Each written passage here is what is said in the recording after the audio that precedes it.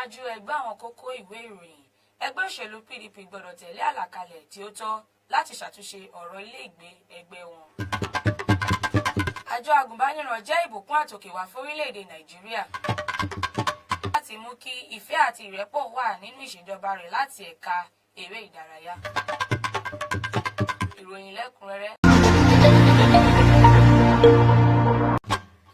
Ààrẹ Bọ́lá Tinubu ti na àsíá ìbẹ̀rẹ̀ ayẹyẹ àṣeyẹ eré ìdárayá gbogbogbò ilẹ̀ wa National Sport Festival, èyí tí í ṣe ẹlẹ́ẹ̀kejìlélógún irú rẹ̀ tí yóò wáyé láti ọjọ́ 16 sí 30 ọdún tí a wà nínú rẹ̀ yìí.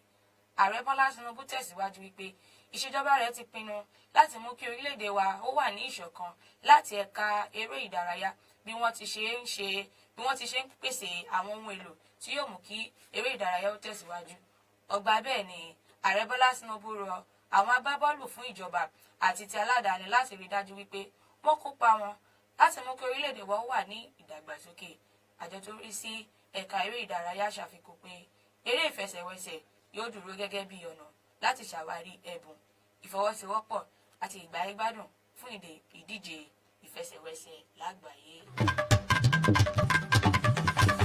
Amúgbálẹ́gbẹ̀ẹ́ ọmọoyè sípò gómìnà ti ìpínlẹ̀ Adamawa Sẹ́nitọ̀ Bianani filéde fáwọn oníròyìn wípé igbákejì ààrẹ nígbà kan rí Atiku Abubakar, Sẹ́nitọ̀ Ishaku Abu, Sẹ́nitọ̀ Aishatu Binanani àti àwọn òjìmí ẹgbẹ́ òṣèlú APC jókòó ìpàdé àpérò ní Yola, olú ìlú ìpínlẹ̀ Adamawa.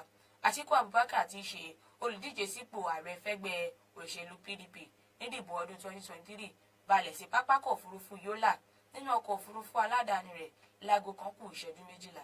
Ọgbà bẹ́ẹ̀ ni Sẹ́nitọ̀ Abu pàdé rẹ̀. Lẹ́yìn náà ni wọ́n mú ilé ìtura American University of Nigeria níbi tí ìpàdé ọ̀hún ti wáyé. Olùdámọ̀ràn pàtàkì fún mínísítà olú ìlú ilẹ̀ wa Nyesom Wike lórí ọ̀rọ̀ ìròyìn àti ìbáraẹnisọ̀rọ̀ aráàlú Lérè Ọláyínká ti ní mínísítà yìí nìkan ló lè yanjú ọ̀rọ̀ làásìgbò olú ilé ẹgbẹ́ òṣèlú alábùradà PDP èyí tí ó wà ní àárín gbùngbùn olú ìlú ilẹ̀ yìí Àbújá.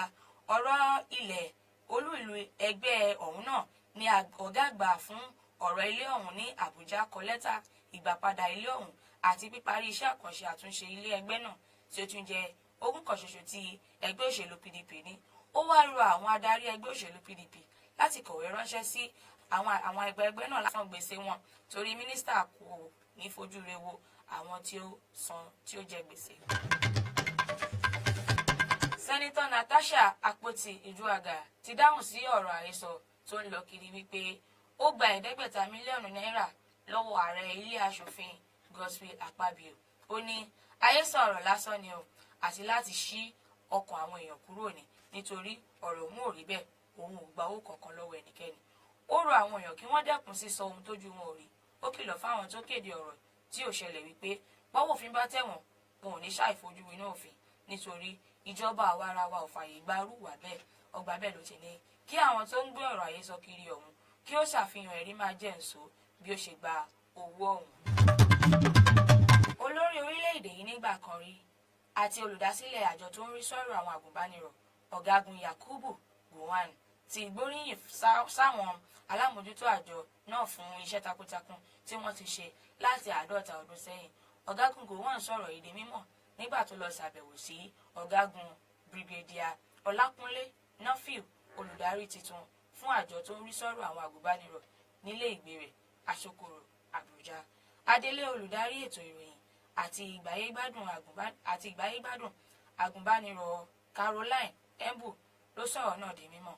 Ọgbà bẹ́ẹ̀ lolùdarí tuntun àjọ náà ti ní àjọ àgùnbánirọ̀ jẹ́ ìbùkún ńlá tí Elédùà fún orílẹ̀-èdè yìí.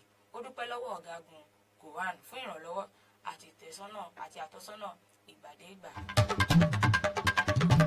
Ká tó máa lọ ẹgbọ́ kókó amẹ́nubà. Ẹ̀rí gbọ́ wípé ẹgbẹ́ òṣèlú PDP gbọ́dọ̀ tẹ̀lé àwọn àlàkalẹ̀ tí ó tọ́ láti lè ṣàtúnṣe ọ̀rọ̀ ilé ẹgbẹ́ wọn. Àfitó yín létí wípé àjọ àgùnbánirọ̀ jẹ́ ìbùkún àtòkèwá fún orílẹ̀-èdè Nàìjíríà. Bákan náà ni Ààrẹ Bọ́lá Tinubu ti pinnu láti mú kí ìfẹ́ ìrẹ́pọ̀ wà nínú ìṣèjọba rẹ̀ láti ẹ̀ka eré ìdárayá. Àròyé TV rèé ẹ láìkì ẹ subscribe kẹ́ sì máa fọ́lọ́. Òkè la wà téńté.